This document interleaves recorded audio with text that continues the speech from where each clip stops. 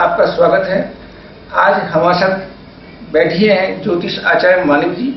आज हम बात करेंगे कि आपके घर में सुख क्यों नहीं है, क्यों परेशानी आती हैं, पति पत्नी में झगड़े होते हैं, बाप बेटे में झगड़े होते हैं। इन सब समस्याओं का निदान करने के लिए हमारे साथ बैठी हैं ज्योतिष आचार्य मानव जी। वो बताएंगे आपको कुछ ऐसी बातें जिससे आपके घर में सुख शांति समृद्धि हो। आइए चलते हैं मानव जी के पास। क्या वजह है कि हर घर में कुछ ना कुछ डिस्टेंस रहती है, सुख आदमी महसूस नहीं कर पाता है, इसकी क्या वजह हो सकती है, कौन दोषी इसकी है? सबसे पहले तो अपने दर्शकों से एक सिंपल सा कॉन्सेप्ट डिस्कस करना चाहती हूँ कि ये जो नेगेटिविटी का रीज़न है, या हम बोलते हैं कि घर में बहुत कला कलेश है, हमारे घर में बहुत टेंशन है, हमारे घर में लोग आपस में इकट्ठे मिलकर नहीं रहते, इसके लिए हम ही जिम्मेदार हैं। हम यहाँ पर ज्योतिष ग्रहों के आधार पर इन क्वेश्चंस के आंसर ढूंढने की भी कोशिश करेंगे, लेकिन साथ ही साथ मैं ये कॉन्सेप्ट भी देना चाहती हूँ कि दो तरह की वेव्स होती हैं, positive and negative. Positive aura, negative aura. अब पॉजिटिव ओरा क्या है और नेगेटिव ओरा क्या है? अगर हमारे घर में सुख शांति की कमी है तो उसका सबसे बड़ा रीजन भी हम ही हैं। माँ बाप अपने बच्चों को तो सुधारना चाहते हैं, लेकिन ये भूल जाते हैं कि हम आपस में कितना लड़ते हैं। मेरे पास बहुत सारे ऐसे लोग आते हैं जो अपने बच्चों के लिए बहुत ज़्यादा वरीड हैं, अपने बच्चों के एजुकेशन के लिए, उनके बिहेवियर के लिए, और साथ ही ये भी सोचते हैं कि उनका बच्चा सबसे बड़ा आज्ञाकारी बने। लेकिन जब मैं उन बच्चों की जन्म पत्रिकाओं का एनालिसिस करती हूँ और उनसे मैं पूछती हूँ कि आपके घर में लड़ाई झगड़ा तो नहीं रहता, तो वो कहीं ना कहीं आंसर दे जाते हैं कि हमारी हस्बैंड वाइफ की आपस में नहीं बनती। जब हस्बैंड वाइफ की आपस में नहीं बनती तो मुझे एक सिंपल सी बात बताइए कि उसका प्रभाव उनके बच्चों पर कैसे पड़ेगा। मेरा एक ही आंसर होता है कि आप सबसे पहले अपने रिलेशंस, अपना एक इंट्रैक्शंस इंप्रूव कीजिए, उसके बाद आप मेरे से एक्सपेक्ट कीजिए कि मैं आपको कुछ ऐसा कराऊंगी जिससे आपके घर में सुख शांति आएगी। कौन से टिप्स ऐसे हैं जिनसे घर में सुख शांति रह सकती है? सबसे बड़ा टिप मैं जो अपने दर्शकों को बताना चाहती हूँ कि एक तो अपने घर में पॉजिटिव वेव्स को क्रिएट कीजिए। देखिए, जिस दिन हम अपने घर में शाउटिंग कर लेते हैं उसके बाद से आप खुद अंदाजा लगाइए वो चीज़ें मल्टीपल होती रहती है। देखिए, शब्द कहीं नहीं जाता। जैसे हम ओम का उच्चारण करते हैं तो ओम का उच्चारण जो है उसका प्रभाव काफ़ी दिनों तक हमारे वायुमंडल में, हमारे वातावरण में रहता है। उसी तरह से जब हम शाउटिंग करते हैं, हम ऊंचा बोलते हैं, हम किसी को मतलब अच्छी बातों का यूज़ नहीं करते हैं, एक दूसरे के साथ मतलब बुरा व्यवहार करते हैं, तो वो जो शाउटिंग की वेव्स हैं वो हमारे एनवायरनमेंट में रहती हैं, जिसकी वजह से उसका प्रभाव, ये भी देखिए कण होते हैं, एनवायरमेंटल ऐसे एब्स्ट्रैक्ट कण होते हैं, ऐसे तत्व होते हैं जो कि हमारे एनवायरनमेंट को डिस्टर्ब करते हैं। जिन घरों के बेडरूम में जहाँ बच्चे, पति पत्नी, परिवार जहाँ सोता है, अगर आप वहाँ पर बैठकर इधर उधर की बातें करते हैं, लोगों की निंदा करते हैं, लोगों को क्रिटिसाइज करते हैं, बच्चों को डांटते हैं, वहीं खाना खाते हैं, वहीं जूठे बर्तन रख देते हैं, वहाँ पर भी, ऐसे घरों में भी सुख शांति कभी हो ही नहीं सकती। सबसे बड़ा रीज़न है कि एरिया छोटे होते जा रहे, लोगों के पास रहने के लिए जगह नहीं है, उन्हीं जगह पे खाना भी है, पीना है, सोना है, बातें करना है, रहना है, वहीं पर गेस्ट आते हैं। मैं एक बहुत अच्छा सा आपको एक कॉन्सेप्ट बता रही हूँ। अपने बेडरूम में लोगों की एंट्री बैन कीजिए। अब आप कहेंगे कि कॉन्सेप्ट कहाँ से शुरू हुआ और कहाँ पर आ गया। हम घर में सुख शांति की बात कर रहे हैं। आज मैं आपको आपके बेडरूम से ही बहुत सारी ऐसी नेगेटिविटीज निकाल कर देती हूँ जो आपके घर में सुख शांति को बाधित करती है। देखिए, सुख शांति, सुख से रहना और शांति का व्यवहार करना, सुख शांति से रहना। अब सुख शांति कैसे आएगी? सबसे पहले तो शांति हमारे मन में होनी चाहिए, हमारे दिमाग में होनी चाहिए, हमारा व्यवहार संतुलन होना चाहिए। अगर हम व्यवहारिक रूप से संतुलन हो जाते हैं तो सुख शांति की अपेक्षा करनी ही नहीं चाहिए, वो तो अपने आप एग्जिस्ट करती है। हम जब रात को 6 घंटे की या 8 घंटे की नींद लेते हैं तो यहीं से पता चल जाता है कि आप कितनी सुख शांति से रहते हैं। आप अपने घर का बेडरूम लीजिए, अगर आप अपने घर में सोने वाले कमरे में अगर शांति फील नहीं करते, अगर आपको रात को नींद नहीं आती, इसका मतलब क्या है कि आपके घर की वेव्स डिस्टर्ब हैं, आपके बेडरूम में नेगेटिव ओरा है, यानी आपके घर में कहीं ना कहीं ऐसी बातें हैं, ऐसी वेव्स हैं, ऐसी एनर्जी है जो कि आपके घर को डिस्टर्ब कर रही है। तो सबसे पहला मैं आपको एक अपने दर्शकों को छोटा सा टिप दूंगी कि एक आप अपने घर के बेडरूम में हर एक व्यक्ति को डिस्कस करना बंद कर दीजिए कि कौन सा रिश्तेदार क्या कर रहा है, किसके साथ क्या हुआ। ये बहुत नेगेटिव है। वो सारी बातें जो हैं आपको दिखाई नहीं देती, लेकिन ये आपके बेडरूम में घूमती हैं और आपकी नींद को डिस्टर्ब करती हैं जब आप रात को नहीं सोएंगे। कई बार लोग बोलते हैं कि हमारे बच्चे जो हैं रात को डरते हैं, हमारे बच्चों को उल्टे सीधे सपने आते हैं, या मैं सुबह उठता हूँ या मैं उठती हूँ तो मेरा सिर भारी रहता है। इसके पीछे यही सारे फैक्टर्स हैं। तो रात को सोते समय घर के परिवार के सारे मेंबर्स हाथ और पैर धोकर सोइएगा, कुल्ला करके सोइएगा। ऐसा करने से आपको रात को नींद अच्छी आएगी। ईश्वर का नाम लेके सोइए। देखिए, जैसे हम दिन की शुरुआत ईश्वर के नाम से करते हैं, उसी तरह से हम रात को सोने से पहले ईश्वर का धन्यवाद करें। बच्चों को सिखाएं। हम क्या करते हैं, खाना खाते हैं, जूठे मुंह बहुत सारे लोग सो जाते हैं, हाथ पैर नहीं धोते, जिसका सबसे बड़ा इफेक्ट जो है वो आपकी नींद और आपके स्वास्थ्य पर आता है। मैं सीधा सुख शांति के ऊपर बात नहीं करूंगी, मैं सुख शांति से पहले आपकी मानसिक शांति पे बात करूँ, क्योंकि मानसिक शांति ही आपको शारीरिक शांति देगी और शारीरिक शांति ही घर के वातावरण को दुरुस्त करेगी। देखिए, हर चीज आपस में जुड़ी हुई है। आप अगर रात को अच्छी नींद सोते हैं, आपके बच्चे अच्छी नींद सोते हैं, तो उनके व्यवहार का जो आंकलन है वो आप नेक्स्ट डे कर सकते हैं। बच्चों के साथ सद्व्यवहार रखना, बच्चों को अच्छा गाइड करना भी आपके घर की सुख शांति को प्रभावित करता है। माने जी, आपने कहा कि बेडरूम में नेगेटिव ओरा होती है, कौन सी नेगेटिव ओरा है? जो बातचीत करते हैं वही नेगेटिव ओरा है या कोई और दूसरी भी होती है उसमें? मैं शब्दों की वेव्स या शब्दों की ओरा को बहुत वैल्यू करती हूँ। आप जैसा बोलते हैं आप महसूस कीजिए। जिनके घरों में अक्सर फैमिली मेंबर्स ऊंचा बोलते हैं, तीखा बोलते हैं, बहुत दबाव से बात करते हैं, प्रेशराइज करके बात करते हैं, जिन घरों में लेडीज बहुत ज्यादा तीखा बोलती हैं, हस्बैंड को बहुत ज्यादा नोक झोंक करती हैं या बहुत प्रेशर से बात करती हैं, उनके घरों में सुख शांति की संभावनाएं बहुत कम होती हैं। तो मेरी ये रिक्वेस्ट है कि सबसे पहले शब्दों की जो गरिमा है उनको बनाए रखें। बात करते समय देखिए, आपस में हम लोग, मैं हस्बैंड वाइफ को ही पहले टारगेट रख के बात करूंगी कि अगर हम अपना व्यवहार संतुलन नहीं रखते, हम बच्चों से कैसे उम्मीद करते हैं? वक्त बदल गया है। आज हम खुद घर में पूजा नहीं करते, हम सुबह उठकर नित्य नेम नहीं करते, हम घर से 6 बजे भागते हैं या हम 8 बजे जाते हैं जॉब करने के लिए। आजकल फीमेल्स भी जॉब कर रहे हैं, मेल भी जॉब कर रहे हैं। हमने घर में कोई सिस्टम ही नहीं बनाया धूप अगरबत्ती करने का, या हमने घर में कभी घंटी नहीं बजाई, या हमने कभी शंख नाद नहीं किया, या हमने कभी घर में गंगा जल के छींटे नहीं दिए। तो घर में पॉजिटिव वेव्स कैसे आएंगे? हम रात को 12 बजे तक कंप्यूटर पे काम करते हैं, हम 1 बजे तक फेसबुक पे लगे रहते हैं, या हम घर में देर रात तक टीवी के शोज देखते हैं। हम बच्चों को क्या सिखाएं? क्योंकि हमें आज के युग के साथ साथ अपने को परिवर्तित करना है। मैं ये नहीं कह रही कि हम 18वीं शताब्दी के लोग बन जाएं, हमें आज के युग के साथ चलना है, आज की जो सांसारिक प्रगति हो रही है उसके साथ चलना है, लेकिन अपने संस्कारों को लेकर चलना है। ये बहुत बड़ा फैक्टर है। आज बहुत सारे, मैं एक काउंसलिंग क्लास में थी, बहुत सारे बच्चे थे, तो मैं बच्चों को थोड़ा सा उनकी स्टडी से रिलेटेड गुप्ता जी बता रही थी कि आपको कैसे इंप्रूव करना है, how to improve in study. हमारा एक टॉपिक था कि बच्चे अच्छे मार्क्स कैसे ला सकते। तो मैंने जनरली बच्चों को एक टॉपिक दिया कि सूर्य को जल देना है। तो बच्चे लॉजिकली पूछ रहे थे कि मैडम सूर्य को जल देने से क्या होता है? जब संस्कार सिखाए ही नहीं जाएंगे तो बच्चे सीखेंगे कैसे? बच्चों का कोई दोष नहीं। आज बच्चों की जन्म पत्रिका में मुझसे ये क्वेश्चन पूछा जाता है कि हमारा बच्चा हमें बहुत तंग करता है। तो मैं उनसे सबसे पहले क्वेश्चन पूछती हूँ, क्या आपके घर में आप दोनों के इंटरेक्शंस ठीक हैं? आप अगर घर में पूजा नहीं करते तो आपका बच्चा कैसे सीखेगा? आज हम बच्चे को बोलते हैं कि बेटा हनुमान चालीसा का पाठ किया जाए। क्या कभी किसी ने बच्चे को हनुमान चालीसा के बारे में बताया है? जो बच्चा पाठ करेगा, कौन सी मदर कितना पूजा पाठ करती है, कौन से फादर किस चीज को किस तरह से निभाते हैं, आप अपने घर में किस तरह का वातावरण रखते हैं, ये भी आपके घर की सुख शांति को प्रभावित करता है। बहुत सारी बातें हैं गुप्ता जी। अगर हम पॉजिटिव वेव्स की, यहाँ हम सिर्फ पॉजिटिव वेव्स की बात करते हैं कि पॉजिटिव वेव्स को कैसे जनरेट किया जाए।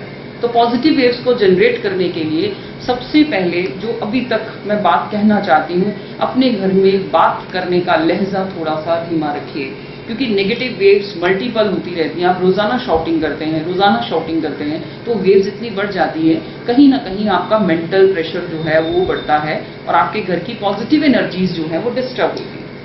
क्या मानवी जी घर के अंदर दुख या संकट है उनको हम वास्तु के द्वारा खत्म कर सकते हैं या नहीं, कैसे कर सकते हैं खत्म? वास्तु एक बहुत इलेबोरेटेड सब्जेक्ट है। अब देखिए, वास्तु दिशाओं का ज्ञान नहीं है, इसमें समय और वस्तु दोनों ही इंपॉर्टेंट है। हम जब लोगों के घरों में वास्तु करेक्ट करने जाते हैं, वास्तु के साथ हम ऑरा भी चेक करते हैं, वेव्स चेक करते हैं कि वेव्स, कई बार लोग बोलते हैं कि मैडम हमारा घर तो वास्तु के अनुसार है, लेकिन फिर प्रॉब्लम्स क्यों हैं? वास्तु अपने आप में बहुत इंपॉर्टेंट है, लेकिन वास्तु के साथ साथ ऑरा को मेंटेन करना बहुत इंपॉर्टेंट है। देखिए, मैं एक सिंपल सा आपको टिप देने जा रही हूँ कि वास्तु अपने आप में एक ऐसा ज्ञान है, अगर आपने उस ज्ञान को समझ लिया तो आप अपनी जिंदगी की 50% मुश्किलें जो हैं, 50% प्रॉब्लम्स इमीडिएटली हल कर सकते हैं। देखिए, ये पंच तत्व जो हैं, उन पंच तत्वों को अगर उनके स्थान के अनुसार, जगह के अनुसार चीजों का सेटलमेंट कर दिया जाए, आग की जगह आग, पानी की जगह पानी, वायु की जगह वायु, तो मुझे नहीं लगता घर में इम्बैलेंस होगा। जिन घरों में मंदिर नहीं है, मैं एक कॉन्सेप्ट आपको, अगर आपको घर में सुख शांति चाहिए तो सबसे पहले अपने घर के मंदिर को सही ढंग से स्थापित कीजिए।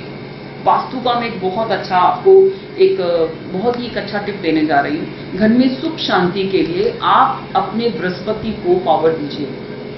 बृहस्पति जो है वास्तु के अनुसार नॉर्थ ईस्ट है।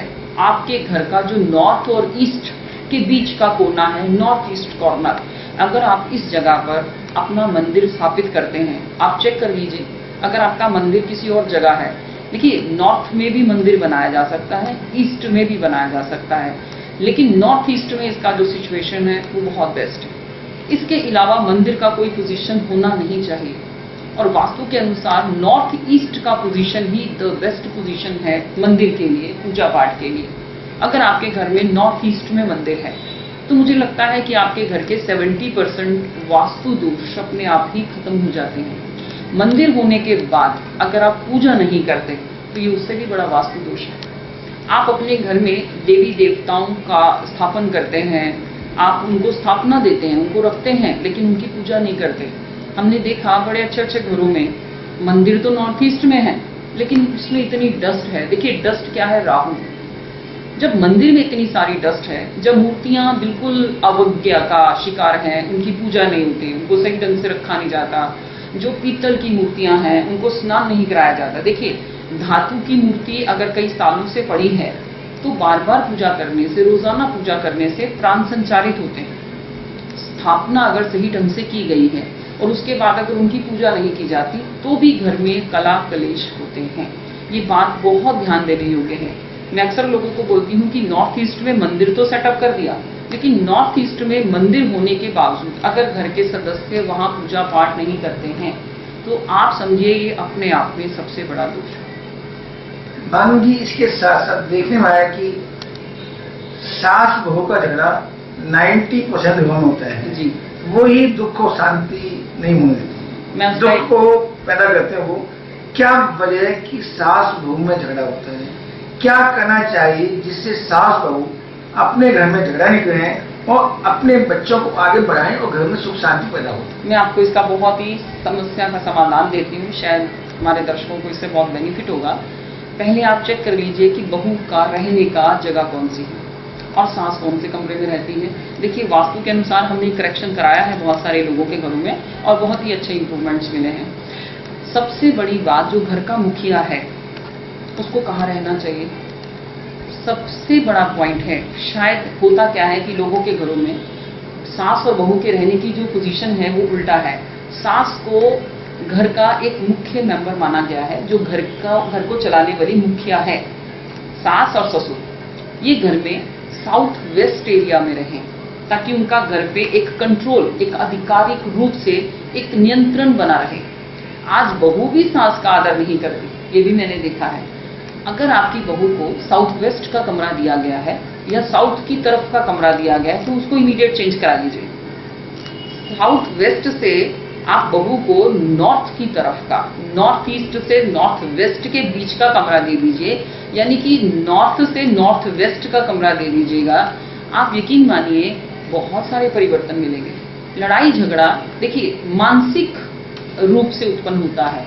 मैंने एक कॉन्सेप्ट दिया है कि सबसे पहले आप अपनी मानसिक परिस्थितियों को ठीक कीजिए, उसके बाद आपकी जो शारीरिक और व्यवहारिक परिस्थितियां हैं वो ऑटोमेटिकली ठीक होनी शुरू हो जाएंगी। आपका व्यवहार ठीक है तो आपके घर में सुख शांति अपने आप आएगी। तो आप चेक कर लीजिए कि आपकी बहू कहीं पर साउथ वेस्ट एरिया में तो नहीं रहती, या उस आपके घर का जो साउथ वेस्ट कॉर्नर है वो आपकी बहू को तो नहीं दिया गया। और साउथ वेस्ट कॉर्नर में भी सबसे ज्यादा नुकसान तब होता है जब साउथ वेस्ट कमरे में सोने का सिर जो है वो साउथ वेस्ट की तरफ रहता है। तो ऐसी बहुएं भी अपनी सास को बहुत ज्यादा परेशान करती हैं। तो ये ध्यान देने वाली बात है। वास्तु अपने आप में बहुत इंपॉर्टेंट है। यकीन मानिए अगर हम छोटी छोटी बातों को सही ढंग से अपनी लाइफ में उतारते हैं तो चमत्कारिक रूप से परिणाम मिलते हैं। मान लीजिए इसके बावजूद शादी के बाद जो बेटा माँ का सम्मान करता था, शादी के बाद वो बीवी की कहनी मानता है, वो ही झगड़े का जड़ है घर के अंदर। तो उस वक्त की ढंग से मेंटेन कर सकते हैं इंसान। देखिए मैंने एक बड़ा अच्छा सा स्टार्टिंग में हमने इस प्रोग्राम के शुरू में एक बहुत ही अच्छी बात बताई थी कि परिवार में बच्चों से कुछ एक्सपेक्ट मत कीजिए। सबसे पहले आप अपना जो व्यवहार है, मैं व्यवहार के ऊपर आपको एक बैलेंस करना बता रही हूँ। देखिए माँ चंद्र है।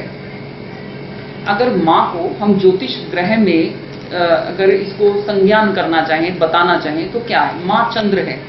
जिन घरों में माँ की इज्जत नहीं है या माँ को पूछा नहीं जाता है तो यकीन मानिए आपकी कुंडली में, आपकी जन्म पत्रिका में चंद्र चाहे कितनी भी उच्च डिग्री का या कितने भी अच्छी पोजीशन में बैठा है, कहीं ना कहीं आपके होरोस्कोप में, आपकी जन्म पत्रिका में चंद्र जो है वो प्रॉपर रिजल्ट नहीं देगा। हमने अपने पिछले प्रोग्राम में भी बताया था कि अगर आप नॉन वेज खाते हैं तो बृहस्पति आपकी कुंडली में कभी उच्च का रिजल्ट नहीं देगा, उच्च का फल नहीं देगा। तो चंद्र को खराब कर लिया तो समझिए माँ तो डिस्टर्ब हो गई, लेकिन आप भी कहीं ना कहीं डिप्रेशन का शिकार रहेंगे। आप भी मानसिक रूप से विचलित रहेंगे, आपके पेट में दर्द रहेगा, आपको गैस्ट्रिक प्रॉब्लम होगा और गैस्ट्रिक प्रॉब्लम के साथ साथ आपके सिर में दर्द की संभावनाएं बनी रहेंगी। चंद्र जो है वो आपके जोड़ों का दर्द भी है। आप मेरे से सिंपल सी एक बात, मेरे दर्शक इस चीज को अपने घर में व्यवहारिक रूप से चेक करें। जिन घरों में सास बहू की लड़ाई रहती है उन घरों में कहीं ना कहीं जोड़ों की दर्दें परमानेंट रूप से वास करती हैं। उन घरों में पेट के दर्द परमानेंट रूप से वास करते हैं। जिन घरों में माँ को सताया जाता है, जिन घरों में माँ की आज्ञा का पालन नहीं होता, जिन घरों में माँ को पूरी तरह से पूछा नहीं जाता, पैसा डॉक्टरों के पास ही जाता है, क्योंकि चंद्र माँ है। चंद्र देखिए एक बहुत ही इफेक्टिव प्लैनेट है जो 2.5 दिन के बाद अपना स्वरूप बदल लेता है। चंद्र का पीड़ित होना मात्र दोष है। चंद्र का पीड़ित होना घर में बरकत की कमी है। लोग आकर पूछते हैं कि मैडम हमारे घर में बरकत नहीं है, हमारे घर में पैसा बहुत है लेकिन बरकत नहीं है। तो कहीं ना कहीं हम अपने ग्रहों को खुद ही खराब करते हैं। मान लीजिए इसके साथ साथ देखने में आया जब बच्चों की शादी होती है तो अपने बुजुर्ग माँ बाप को घर में टिकने देते नहीं है, उन्हें घर से बाहर निकाल देते हैं। क्या ये दुख का कारण नहीं है? जिन्होंने पैदा किया, बड़ा किया, सब कुछ किया, आज वही माँ बाप सड़क पे आ गए हैं। देखिए हम आपको एक ज्योतिष एनालिसिस करके बताते हैं। चंद्र माँ है, सूर्य पिता है, बृहस्पति दादा है, केतु को भी बुजुर्गों की संज्ञा दी गई है। अब देखिए हमने कुंडली में अगर हम अपने बुजुर्गों से अच्छा व्यवहार नहीं करते तो हमारे होरोस्कोप में, हमारी जन्म पत्रिका में, हमारी कुंडली में हमने 4 ग्रह तो इमीडिएटली खराब कर लिए। चंद्र, सूर्य, बृहस्पति और केतु। केतु जो है वो दोहता भी है, बेटा भी है। यकीन मानिए जिन परिवारों में बुजुर्गों के साथ अच्छा व्यवहार नहीं किया जाता वहां केतु यानी बेटा भी डिस्टर्ब होता है। ये बात मैं अपने दर्शकों से कहना चाहती हूँ कि अगर आप अपनी सास से, अपने ससुर से अच्छा व्यवहार नहीं करते, ये तो कहावतें हैं, प्रचलन है कि तुम्हारा बेटा ऐसा करेगा, जैसे हम अपने समाज में ये बातें सुनते हैं, लेकिन ये रियलिटी ज्योतिष विवेचना से भी ऐसा है कि अगर आपके घर में बुजुर्गों का सम्मान नहीं, यानी आपने चंद्र और सूर्य तो डिस्टर्ब किया ही, साथ में आपका केतु, आपकी कुंडली में केतु यानी बेटा भी आपका डिस्टर्ब हो गया, ये आज आपको पता नहीं चल रहा, लेकिन आने वाले टाइम में 6 साल के बाद, 8 साल के बाद, 10 साल के बाद ये आपको महसूस होना शुरू हो जाएगा कि आपकी संतान भी आपकी फेवर में नहीं है। मान लीजिए आप ऐसे माता पिता को, बच्चों को क्या मैसेज देंगे जिससे घर में सुख शांति बनी रहे? सुख शांति आपके अपने हाथ में है। आप परिवार में, हम बहुत सारे ऐसे आपको टॉपिक देने वाले हैं, बहुत सारे ऐसे सॉल्यूशंस देने वाले हैं कि आपको 1 रुपया खर्च नहीं करना। आपकी रसोई ही आपके लिए सभी उपायों का साधन है। हम छोटी छोटी बातें उठाएंगे। मैं आपको आज एक बहुत छोटी सी बात बता रही हूँ।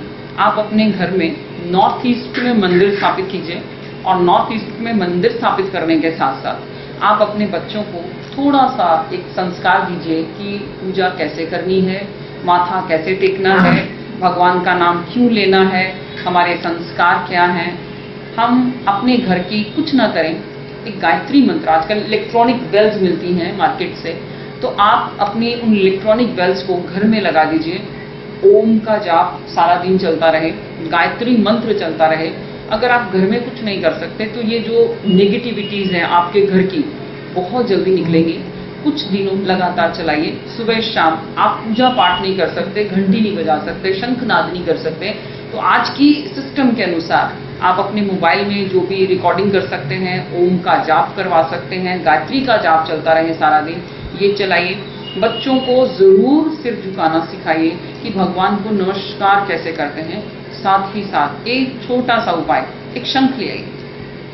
घर में हमने अभी बोला कि पॉजिटिव ओरा एंड नेगेटिव ओरा, हम नेक्स्ट अपने दर्शकों को पॉजिटिव ओरा को क्रिएट करने के बहुत सारे नुस्खे बताएंगे, लेकिन आज आप एक उपाय नोट कीजिए। शंख ले आइए। शंख लाने, जो बजने वाला शंख होता है, 2 तरह के शंख हैं, एक बजने वाला होता है, एक उसमें जल डालकर आप पूजा करते हैं। तो बजने वाला शंख लेके आइए। सुबह शाम हर व्यक्ति शंखनाद करे आपके घर में। यकीन मानिए, हर कमरे में जाकर कीजिए, मंदिर के सामने खड़े होकर कीजिए, हर कमरे में कीजिए। 2 मिनट, 3 मिनट, 4 मिनट लगातार कीजिए। यकीन मानिए, जितनी भी नेगेटिव ओरा है आपके घर में, मुझे आप 10-11 दिन का एक्सपीरियंस दीजिए। 11 दिन के बाद आप महसूस कीजिए कि आपके घर में जो चिल्लाहट है, जो नेगेटिव वेव्स हैं, जो सिर भारी रहता है, परिवार के सदस्य मिलकर नहीं बैठते, उनकी व्यवहारिक रूप से कितना उनमें परिवर्तन आया है। साथ ही साथ एक छोटा सा और एक काम कीजिएगा। एक कपूर जलाकर सारे घर में घुमा दीजिए। नेगेटिव वेव्स जो हैं वो बहुत जल्दी निकलेंगी। पहले शंखनाद कीजिए, फिर कपूर जलाइए, और उसके बाद जल के छींटे दे दीजिए। इससे आपको अपने वातावरण में एक पॉजिटिव वेव्स नजर आएंगे, लेकिन प्रयास करने से ही उसका फल मिलेगा। और बच्चों को सिखाइए कि बड़ों की रिस्पेक्ट कैसे करनी है, लेकिन उनको सिखाने से पहले अपने व्यवहार को संतुलन कीजिए, परिवर्तन तो मिलेगा। आप सुन रहे थे ज्योतिष आचार्य मानवी जी को। यदि आपके घर में कोई परेशानी है, कोई दुख है, आप सुख शांति चाहते हैं, जो मानवी जी ने बताया है उनके बातों पर ध्यान दीजिए और काम कीजिए। आपके घर में 100% सुख शांति होगी। यदि कुछ पूछना है, कुछ डाउट हो, तो आप फोन कीजिए, मानवी जी उनका जवाब देंगी। जिससे हमारी यह बुलेटिन सिर्फ आपके साथ है। यदि आपके क्षेत्र में कोई समस्या हो या राजनीतिक, सांस्कृतिक, धार्मिक या अन्य कोई कार्यक्रम हो तो हमें सूचित करें। हमारे फोन नंबर हैं 2211 0638 2212 0637 98 10721848 9818 71052। हमारा फैक्स नंबर है 2211 0638। Email aarkibat@yahoo.com। हमारी वेबसाइट है www.delhi8pm.com। हमारा आज का ये बुलेटिन यही समाप्त होता है। फिर मिलेंगे, तब तक के लिए नमस्कार। आप हमें ट्विटर, फेसबुक और गूगल पर भी देख सकते हैं। हमारा पता है 198 बटेक श्री रामनगर, शारदा, दिल्ली 32।